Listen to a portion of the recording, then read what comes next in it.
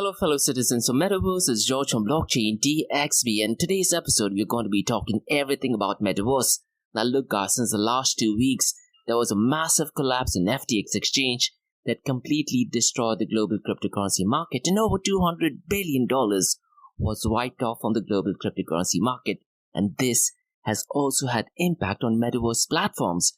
Particularly, these has had impact on cryptocurrency and blockchain platforms that are linked to Metaverse. And if you look at the 24-hour trading volume, it is less than $1 billion. And I'm only talking about the cryptocurrency and blockchain platforms that are connected to Metaverse. And to be honest, this might be the very first time I have ever seen the 24-hour trading volume less than $1 billion. So we're going to be talking about that in today's episode. But in today's episode, I'm going to be discussing central bank digital currencies' role in the Metaverse. Now look guys, you might not be liking central bank digital currencies, but it's so critical to truly understand what central bank digital currencies are. So in today's episode, I'm going to be discussing the good, the bad, and the privacy features of central bank digital currencies in connection to Metaverse. So at the outset, there are three different types of CBDCs. That is retail CBDC, wholesale CBDCs, and multiple CBDCs. So I'm going to be talking about this in connection with Metaverse. I'm also going to be discussing and sharing my opinions and thoughts on what sectors will dominate the Metaverse, and I'm looking at different time horizons, 3 to 5 years from now, 5 to 10 years from now, and after a decade, which sector will dominate the Metaverse market. I'm also going to be discussing the importance of standardization and interoperability in Metaverse. Now look guys, in the blockchain space, there is a lot of talk about interoperability, but when it comes to Metaverse, blockchain has limited use case. You also need to understand you're talking about the size of 3D objects, you're talking about virtual reality headsets, you're talking about people logging in, logging out. Keeping all these things in mind, at this point of time or even in the next 10 years, I don't see blockchain technology being the right use case. As a matter of fact, I even don't think that a distributed form of Metaverse will be ideal. What I do think, however, is a protocol that switches from centralized to distributed or decentralized form of Metaverse. And I'm going to be talking about that in today's episode, like we always do in every Metaverse Everything podcast. I'm also going to be discussing the top 5 Metaverse news from around the world and the top 5 Metaverse news from UAE and Middle East. So let's kickstart today's episode. So welcome everyone, you're listening to the Metaverse Everything podcast, where we solely focus on Metaverse. We cover the latest news on Metaverse, and I share my opinions and thoughts, and I would really love to get your feedback on how I'm doing. And if you do want to support the podcast, please check the show notes below on how you can help me improve the podcast.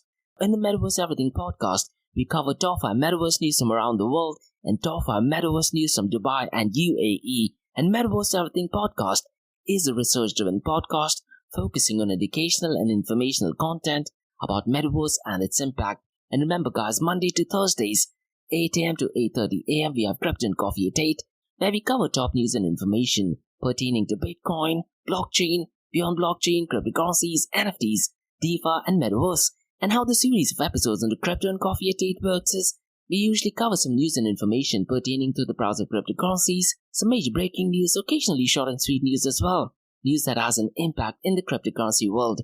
The other day news and information is related to Dubai, UAE, and Middle East, in the world of Bitcoin, blockchain, beyond blockchain, cryptocurrencies, NFTs, DeFi, and Metaverse. And Monday to Thursdays, you listeners have the opportunity to ask me anything from the cryptocurrency world. Now let's kickstart today's episode by looking at the price of the global cryptocurrency market and cryptocurrency and blockchain platforms that are connected to the Metaverse.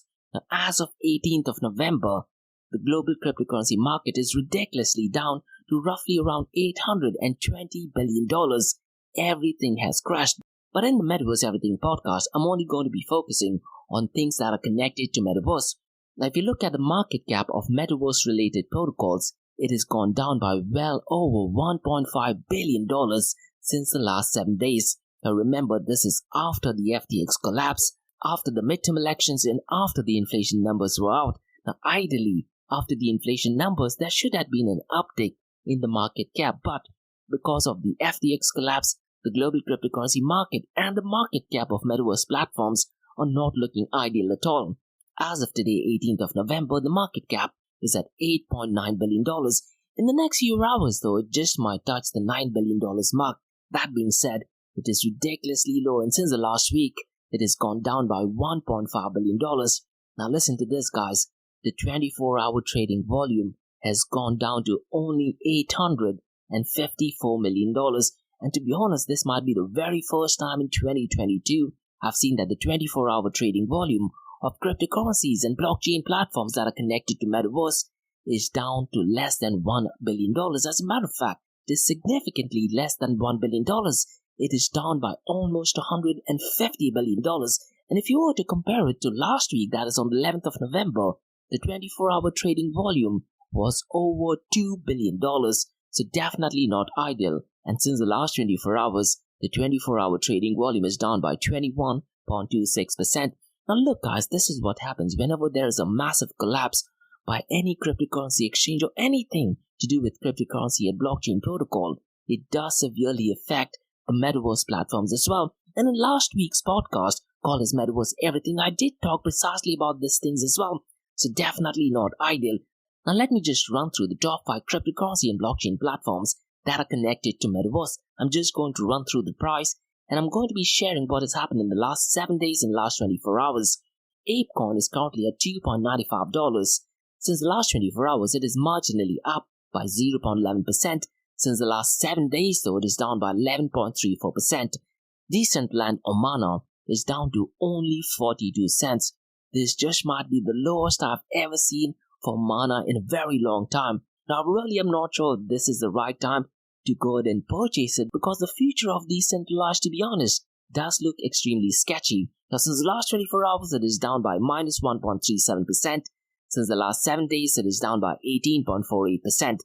If you look at Sandbox or Sand, it is also down to 0.58 cents, ridiculously low. Since the last 24 hours, it is up by 0.54%, and since the last 7 days, it is down by 9.29%. And to be honest, guys, if you look at the user experience of both Sandbox or Decentralized, I have to say, in the scale of 1 to 5, I would give it a -2. Now, keeping all these things in mind, personally, I wouldn't be too keen on getting my hands on Mana or Sand. Axie Infinity is down to $7.21. Since the last 24 hours, it is up by 2.06%, and since the last 7 days, it is up by 1.22%. And Theta Network or Theta, which had a brilliant last month, is also down below the $1 mark, and it is down to 89 cents. But since the last 24 hours, it is marginally up by 0.72%. But since the last 7 days, it is down by 8.54%. And guys, listen, it is possible that the FTX collapse will have an impact on other protocols as well.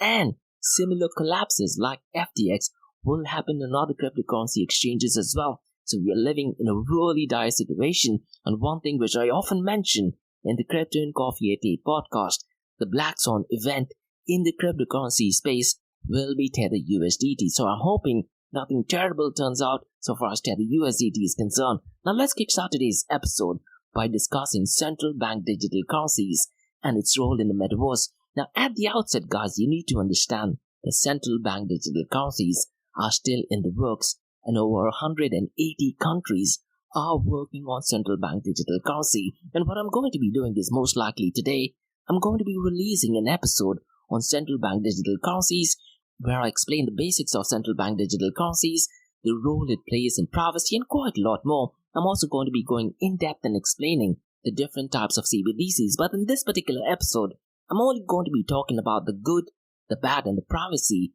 so far as Metaverse is concerned. Now look, when you're talking about Metaverse, the good thing is once you have central bank digital currencies connected to a Metaverse protocol, it does become easier on board.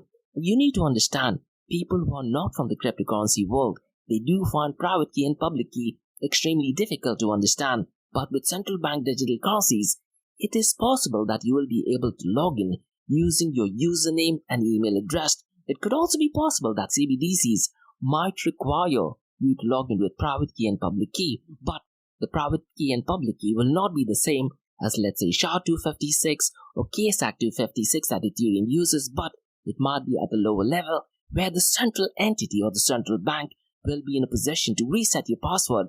But when you talk about user experience, it'll definitely be much more easier for users to use central bank digital currencies.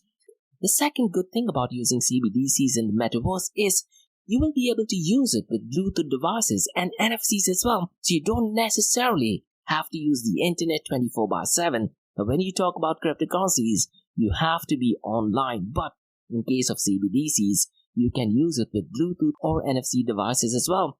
Another area which I do think CBDCs will have a competitive advantage in the metaverse is subscription services. And look guys, cryptocurrencies are over a decade-year old, but they still do not have subscription services. But with CBDCs, we will be able to offer subscription services to, let's say, any apps or dApps that are built in the Metaverse protocol. And the biggest thing which I hate to say it, but a central bank digital currencies will bank the unbanked. But at what cost? A high degree of centralization. Another massive area where I do feel CBDCs will play a significant role in the metaverse is customer support. When you talk about Bitcoin and Ethereum, if anything goes wrong, there is no customer support. But in metaverse, in order to get user on board, and you need to look at it from a user's point of view, what would users want?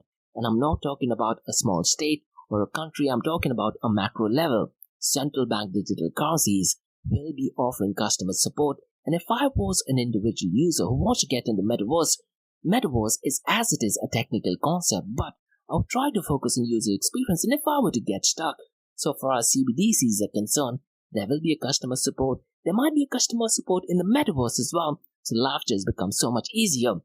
Now we've looked at the good side of CBDCs in the metaverse, but there are also bad aspects of CBDCs in the metaverse.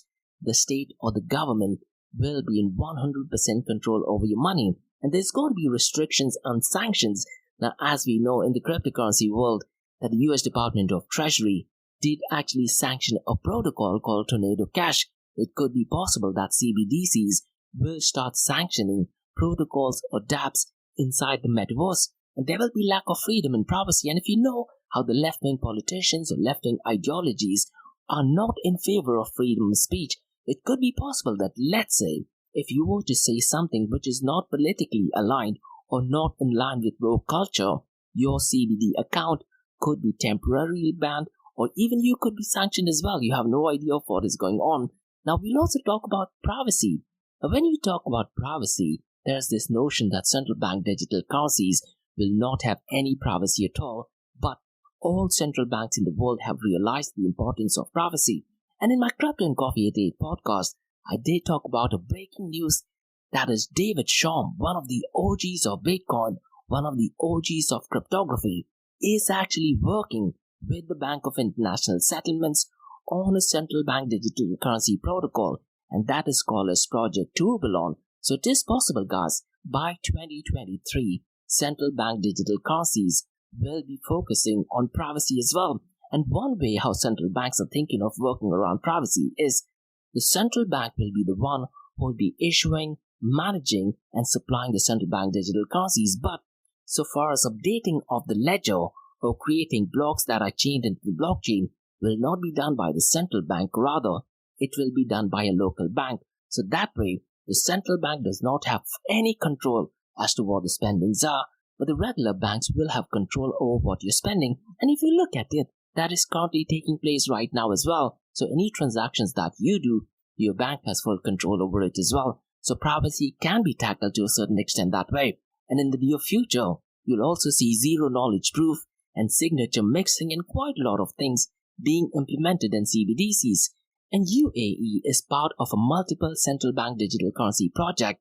And if you read through the documents, they did actually mention that they are focusing on zero knowledge proof as well. So it's going to be really interesting to see 2023 onwards how central bank digital currencies evolve. And I do have this feeling that that would be the major talk from 2023 onwards. Now you need to understand the central bank digital currencies role so far as CBDC is concerned in connection with Metaverse is to create money, manage money, and also supply money.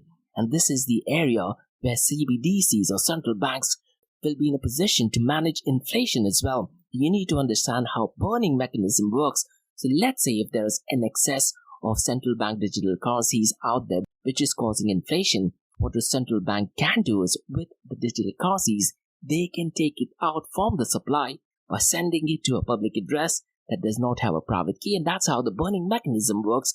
If you do want to find out more, in the episode that I'll release later on today called Central Bank Digital Currencies, I'll be explaining how burning mechanism works and how central banks all over the world can actually utilize that to cleverly manage the supply of the digital coin, which would significantly have an impact on the inflation and quite a lot of other. But one thing to note is that banks around the world will be approving and updating the ledger, so privacy is taken care to a certain extent. Now listen guys, every month I do have a session on Metaverse, and one of the topics that I discuss is central bank digital currencies' role in Metaverse. There are 4 key areas that I do think the central bank digital currencies will offer better service in comparison to, let's say, cryptocurrencies. And the first one is customer service. You need to understand that CBDCs will offer customer service which any of the cryptocurrencies do not offer at this point of time. The second one is chargebacks. Now with cryptocurrencies, it is just a one-way forward transactions, and you cannot have a chargeback because there is no central entity. But because the CBDCs are managed by a central bank and the customer service most likely will be done by a bank, if let's say you do not agree to a transactions, there will be an option of chargebacks. And you need to look at it. What would you prefer? Then you need to look at it at a macro level. What would people generally prefer? Will they prefer to get into a platform which has chargebacks or just cryptocurrencies where if anything goes wrong, your funds are completely gone? And the third one is the central bank digital currencies will offer protection against hacks and failures. And at this point of time, I'm not sure if there will be a couple of insurance policies in Metaverse, but let's say if a similar collapse to FTX exchange were to happen in an open blockchain or an open cryptocurrencies, the funds are completely gone. No insurances are in place, but with CBDCs there will be protection against hacks or even failures. And the fourth thing which I very importantly think is relevant to Metaverse is you need to understand guys, when you talk about Metaverse, the user experience needs to be 10 times better. It just can't be that you're using current experiences in Metaverse. Think of it guys, when was the last time you switched your email address? Or when was the last time you actually switched your mobile company, that is from Samsung to Apple or Apple to Samsung or quite a lot of other. So you need to understand when you're talking about Metaverse, CBDCs unfortunately will offer a 10x better user experience than cryptocurrencies and other blockchain protocol, at least for now. And over time that thing might change. Now let me quickly discuss the 4 different types of CBDCs in connection with Metaverse. Now there is retail CBDCs. Now retail CBDCs will be used in the Metaverse for daily purchases. So you will be able to purchase NFTs, you will be able to make subscription charges, so you'll be able to make subscription purchases, maybe even your headsets can be purchased by subscription using CBDCs. And in Metaverse there might be in-purchase items and quite a lot more. What I think is in Metaverse, you will also be able to tip content creators in a way to support the channel. And also advertisements. It is highly possible that once Metaverse goes mainstream, the advertisements or the advertisers start charging or getting paid in CBDCs as opposed to cryptocurrencies. Now what are your thoughts? Mention them in the comments below. The second area is wholesale CBDCs. And when you talk about it in the Metaverse, there will be many businesses that only exist in the Metaverse. Now they would try to use a CBDCs over cryptocurrencies, and this is because of customer service or chargebacks and quite a lot more. Think of it guys, if you were a business entity, what would you prefer? Now there is this notion that you would prefer cryptocurrencies, but imagine having customer service, imagine having chargebacks, imagine having the arbitration clause, imagine having protection against hedge, imagine having protection against hacks and failures, and there will be faster settlement as well. So as a business point, I do have this feeling that CBDCs may be a better option, even for development of apps. Maybe that could be an area from a business point of view. You may want to use wholesale CBDCs. There will be a lot of business seminars in the Metaverse, and Mark Zuckerberg in his Meta Quest Pro headset, they talk about how they're merging Microsoft 365.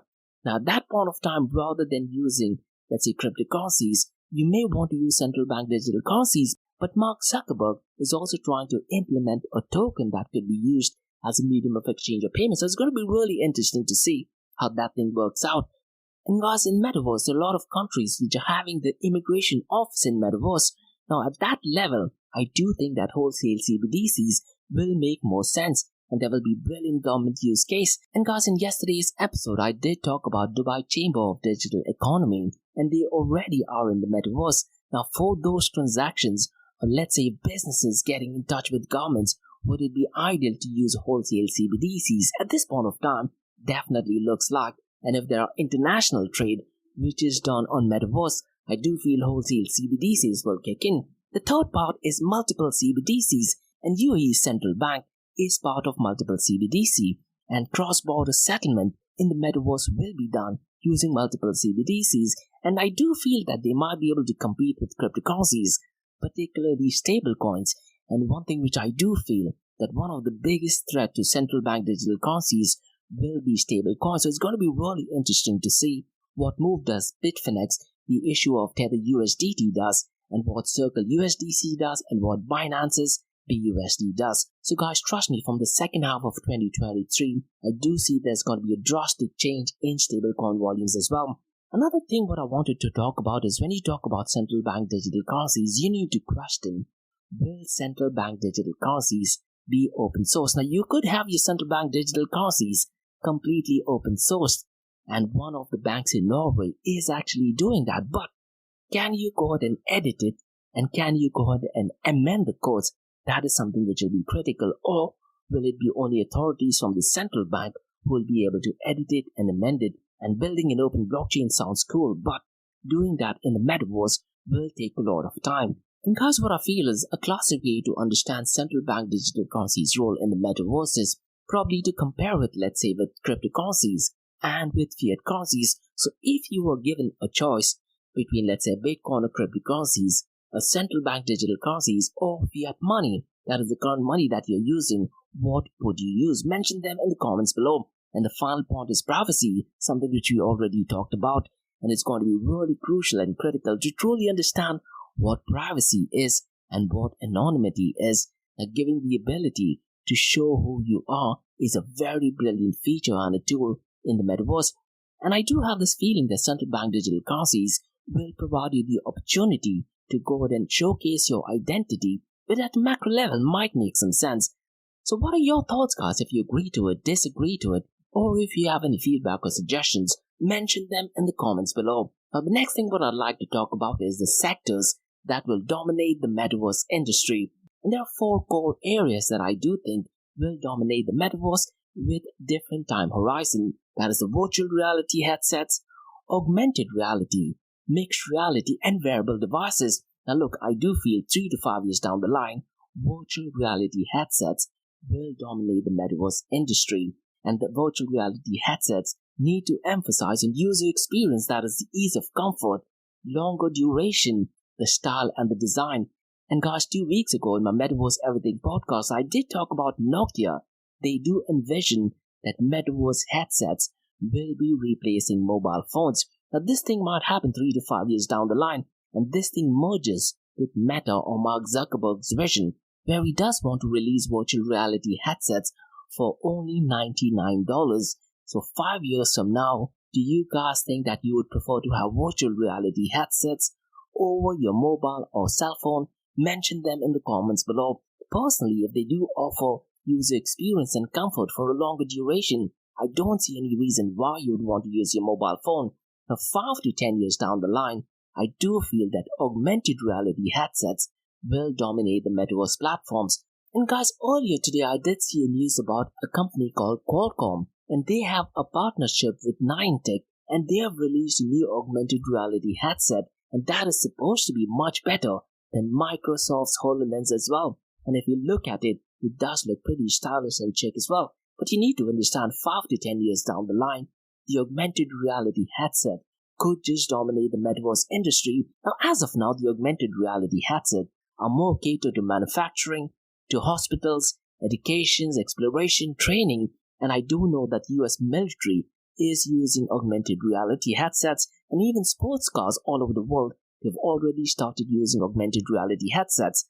Now 5 to 10 years down the line, I do feel as economies of scale do become better, they might be able to offer that to an average customer as well. And MetaQuest Pro, guys, is a mixture of virtual reality headset and augmented reality headsets as well. And that's one of the reasons why it is priced at $1,499. But I do feel 5 to 10 years down the line, augmented reality headsets will dominate the metaverse and not the virtual reality headsets. And at the same time, I do have a feeling that mixed reality headsets, wherein you're focusing on 3D humans, better avatars, most likely real-time images of avatars replicating our interactions, could be dominating the metaverse. So it's going to be really interesting to see 5 to 10 years down the line the developments taking place in augmented reality headsets and mixed reality headsets as well. And holographic images and holographic videos, real time will be an absolute game changer. In gaming sector, with 6G being implemented by that point of time, I do feel that mixed reality headsets and augmented reality headsets will make virtual reality headsets look like a thing of the past. And there might be new business use cases using augmented and mixed reality headsets as well. So it's going to be really, really interesting to see what happens 5 to 10 years down the line. By the time, guys, I do feel that there would be wearable devices as well. Now, what are your thoughts about contact lenses replacing virtual reality, augmented reality, and mixed reality headsets as well? And surprisingly, guys, I've been talking to CEOs and startups from all over the world, and they are quite keen on using wearable devices. So imagine having a lens that could do everything that virtual reality, augmented reality, and mixed reality headsets do it. Will you be using that? Personally, I'll definitely give it a try. Combining that with neuro devices, that is something which Elon Musk's Neuralink is working on, that could be a possibility as well. So 3 to 5 years down the line, I 100% think that virtual reality headsets will be dominating the sector. It's going to be really interesting to see the development 5 to 8 years or 5 to 10 years down the line taking place in augmented reality, mixed reality, and we'll also probably see developments slowly kicking in on wearable devices as well. So what are your thoughts, guys, on the timeline? Mention them in the comments below. Now, the next thing that I'd like to talk about is the importance of standardization and interoperability.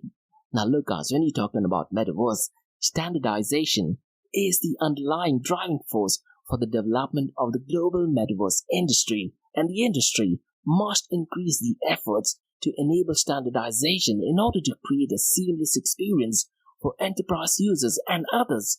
And as of today, Meta, Microsoft, Nvidia, Unity, Epic Games, Sony, and others have joined hands to build a Metaverse Standards Forum that aims to drive interoperability as well. So areas where I do feel standardization becomes so very critical in the metaverse is 3D objects and 3D modeling, virtual avatars, volumetric video, geospatial data, and quite a lot more.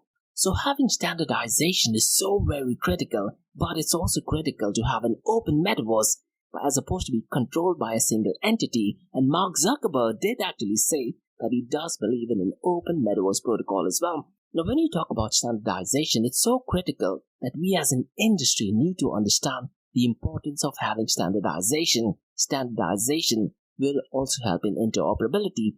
The last thing what you want to have is, let's say, an avatar you use in one particular platform, but it does show up completely different in another metaverse protocol. That would be one of the worst experiences.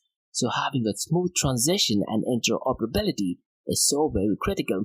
Now, guys, I do have a brilliant episode with Victor Meduno, who did speak on behalf of Metaverse Standards Forum. So I'd really recommend you guys to go ahead and listen to the entire episode, because in that episode, he talks about the importance of standardization in the metaverse and how that impacts interoperability. And he was talking on behalf of Metaverse Standards Forum. So please check it out. And some of the points that Victor Medina said did make a lot of sense. And when you talk about metaverse at an industry level, it is so critical that things are standardized. Now, that thing being said, guys, I wanted to share my opinion if blockchain technology will be an ideal use case in metaverse, keeping in mind standardization and interoperability, or will it be beyond blockchain technology such as Hedera Hashgraph, IOTA, Radix, quite a lot more, or will it be a centralized protocol that switches to a distributed form of system over a couple of decades?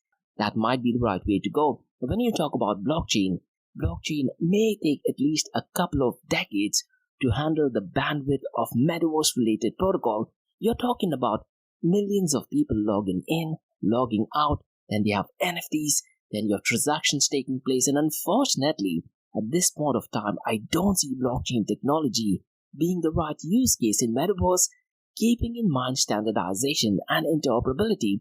Now, granted, you have Ethereum, and they're working on side chains and different layer of protocols, and they will be having sharding, which will improve the speed by over 64 times. But even then, keeping all these things in mind, I do feel blockchain technology has limited use case. One thing you need to understand, guys, when you talk about blockchain technology, it is extremely slow. The biggest feature of blockchain technology, or to be precise, the biggest feature of open blockchain technology is that it is trustless, which makes it extremely trustworthy because the transactions are peer-to-peer.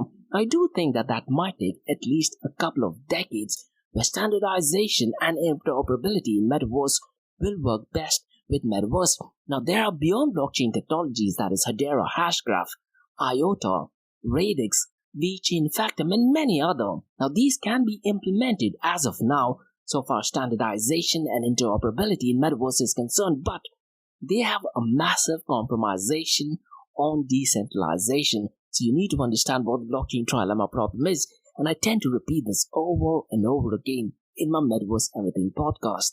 The blockchain trilemma problem is scalability, security, and decentralization. So any blockchain protocol that says that they're able to solve the blockchain trilemma problem, they are 100% compromising either on security or decentralization, or distributed, how I like to call it. So as of now, unfortunately, I don't think blockchain merges well in the metaverse.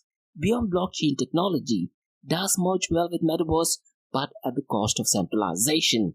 What I think the right way to go is, and to be honest, this is the way how Bitcoin started as well. Bitcoin is talked about as the most distributed or decentralized form of payment. But guys, at the initial stages, Bitcoin was extremely centralized. And if you do want to find out the history of Satoshi Nakamoto, there is a guy called Patoshi. He has a series of episodes on his podcast where he talks about how Satoshi Nakamoto did make a lot of decisions without even consulting absolutely anyone. And when we talk about standardization and interoperability in the metaverse, I do feel that centralization is the way to go, and then gradually moving to decentralization or distributed form of working. Now, first 2 years, I do think having a centralized entity making extremely strong decision, focusing on user on board would be ideal. 2 to 5 years down the line, what the centralized entity needs to do is they need to switch from centralized to decentralized or distributed, how I like to call it. If you listen to Eric Voorhees, who used to be one of the Bitcoin OGs, now he's a cryptocurrency OG. He used to work on a protocol called a Shapeshift, and they started off as a centralized protocol, and now they are moving towards distributed or decentralized way. What I'd really urge you to do is follow Eric Voorhees, and even he agrees that centralized to decentralized is probably the right way to go. So 2 to 5 years down the line, I think there needs to be a switch from centralization to a distributed or decentralized form of consensus, and 5 to 8 years down the line, probably we as an industry need to reassess how the distributed or decentralization is working. You can be either centralized or decentralized. As long as we are moving in the right direction towards distributed or decentralized form of consensus, that should be the right way to go. And 8 to 10 years down the line, I do feel that we should be operating in a fully distributed or decentralized form of consensus. And by that time, I do feel that we will be touching on mainstream adoption of metaverse, and hopefully by that time, even central bank digital currencies and cryptocurrencies will be mainstream as well. So it matches perfectly with the time horizon as well. So what are your thoughts, guys?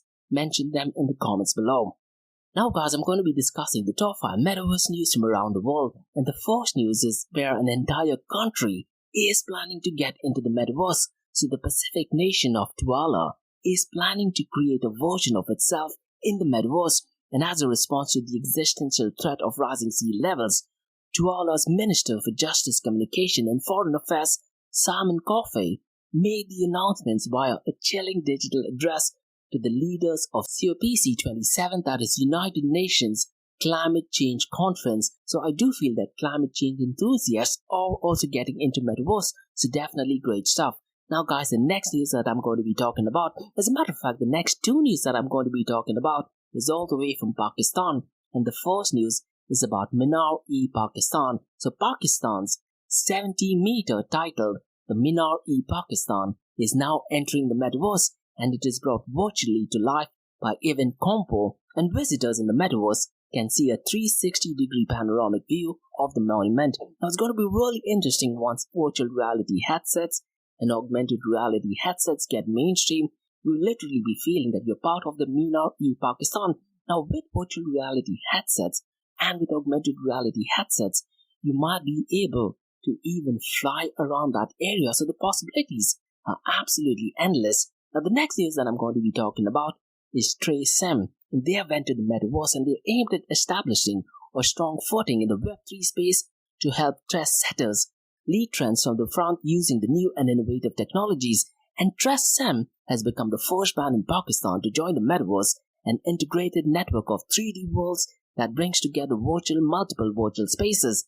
And TraceM's Metaverse, guys, is aimed to establish a strong footing in the Web3 space to experiment with marketing strategies and help with trendsetters or trendsetters lead trends from the front using new and innovative technologies. So definitely brilliant stuff.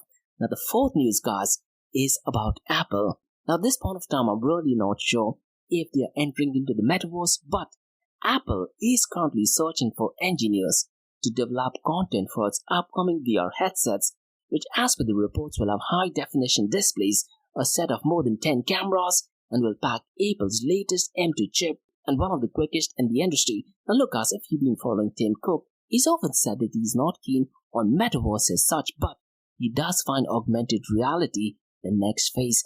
And if you know about Apple, they're definitely not a fan of cryptocurrencies. Now Tim Cook is a fan or advocate of cryptocurrencies, but as a company, they have tried to stay away as much as possible from cryptocurrency. So it's going to be really interesting to see when Apple enters into the Metaverse. Now guys, the big question that I want to ask is, let's say if Apple were to release a virtual reality headsets, what would the impact that have on cryptocurrencies and blockchain platforms that are connected to Metaverse? I definitely do think that Apple getting into the Metaverse will be an absolute game changer. Now the fifth news that I'd like to talk about is all the way from Finland. Yaha has raised $40 million for Metaverse building tool, and the Helsinki company was founded in 2020 by former Unity engineers to create tools that make creating games or Metaverse environment as easy as drag and drop. And guys, when you talk about Finland, they definitely come up with, if not one of the newest and innovative technologies. Nokia was also started in Finland. So if you're an engineer or developer, definitely look out for Yaha. Now guys, let's talk about the top 5 Metaverse news from Dubai, UAE and Middle East.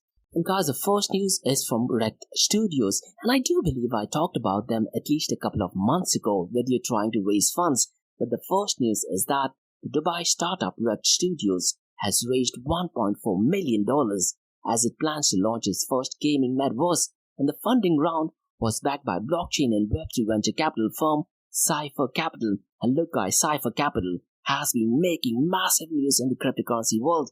Even Kevin O'Leary, the host from Shark Tank, has merged with Cypher Capital, and they're working on massive projects in the cryptocurrency world. Now this particular project by Rect Studio is called as Unseen, and the project will allow producers to create games, experience, Metaverse buildings, and digital assets and quite a lot more. So if you're someone who's working on creating games, working on building Metaverse buildings, definitely get in touch with Rect Studio. The second news, guys, I believe I've covered 2 or 3 times in the past, and this is to do with a restaurant called Pickle without an E. And the news is that Pickle and Commercial Bank International served burgers from Metaverse in a world's first digital to physical experience at GITEX Global. And the 2 Dubai headquartered UAE-founded brands made history by bringing a large-scale Metaverse dining experience to life for the first time. So it looks like Pickle is trying to be an early adopter in the Metaverse, and the news is that using Pickle you can place your order in the Metaverse and get it delivered in your doorstep as well. So definitely brilliant stuff. Now listen guys, if you are in Dubai or UAE, they have a brilliant location in times out market. As a matter of fact, today after I record my podcast, so I'm definitely going to go there to have a couple of pints, and I definitely would like to talk to someone. And I'll try to see if I can get some more information because I definitely will be visiting the Pickle restaurant in Times Out Square. Now the third news is about a report, and this report states that Metaverse represents a major new market for telcos, with early estimates of the overall size of the Metaverse opportunity to be around $13 trillion by 2030. And this report is done by author D. Little. Now follow me on LinkedIn, guys. I'll send you the link for the entire report. And if you're someone who's working in the telecom sector, I definitely urge you guys to go ahead and read through this report, because this report is done by a Dubai firm. Now the fourth news, guys, that I'm going to be talking about is by Microsoft.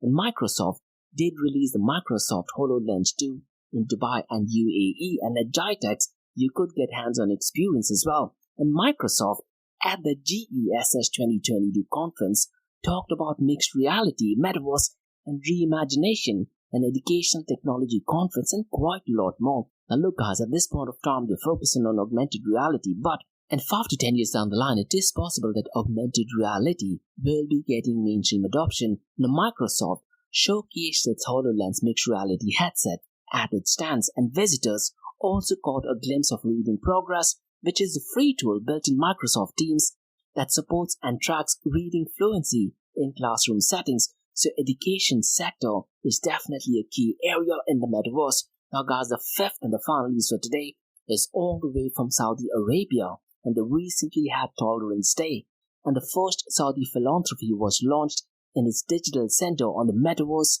during Tolerance Day. And the initiative is a significant leap for Al Walid Philanthropies and its partners in bridging the physical and the virtual world. And Prince Al Walid bin Talal Al Saud launched their latest innovative initiative on the metaverse, a center that combines multiple virtual spaces to provide users with an unparalleled digital and cultural experience. And Al Walid Philanthropies launched the center during the International Day for Tolerance, which is an annual observance day declared by UNESCO in 1995 to generate public awareness on the dangers of intolerance. And the initiative is in line with Al Walid Philanthropies' mission to bridge the gap between cultures and forge the way for global communities to become more open and tolerant, using the latest disruptive 3D technologies to spread the message to the world to connect with the younger generation. So definitely brilliant use case. And look, guys, there might be so many such events that would help humanity in the metaverse. So absolutely brilliant stuff. So that's all for today, guys, on the Metaverse Everything podcast. If you do have any feedback or suggestions, please drop me an email to info@blockchaindxb.com. And if you do want to support the channel or have any feedback or suggestions, look at the show notes below. And also check out my website, that is blockchaindxb.com. And also check out my website, that is area2071.com, that talks everything about Metaverse. And if you like listening to this, please click on the follow button, give it a 5-star rating, and share the word across. And remember, guys, Monday to Thursdays, 8 a.m. to 8:30 a.m. we have Crypto and Coffee at 8, where we cover top news and information pertaining to Bitcoin, blockchain, beyond blockchain, cryptocurrencies, NFTs, DeFi, and Metaverse. And how the series of episodes in the Crypto and Coffee at 8 works is, we usually cover some top news and information pertaining to the price of cryptocurrencies, some major breaking news, occasionally short and sweet news as well, news that has an impact in the cryptocurrency world. The other news and information is related to Dubai, UAE and Middle East, in the world of Bitcoin, blockchain, beyond blockchain, cryptocurrencies, NFTs, DeFi, and Metaverse. And Monday to Thursdays, we also have an Ask Me Anything series where you listeners can ask any questions from the cryptocurrency world. And what you're listening to right now is a Metaverse Everything podcast, which I do every Fridays, which is a research-driven podcast focusing on educational and informational content about Metaverse and its impact. So thanks so much for listening, guys, and have a brilliant weekend ahead. Bye-bye.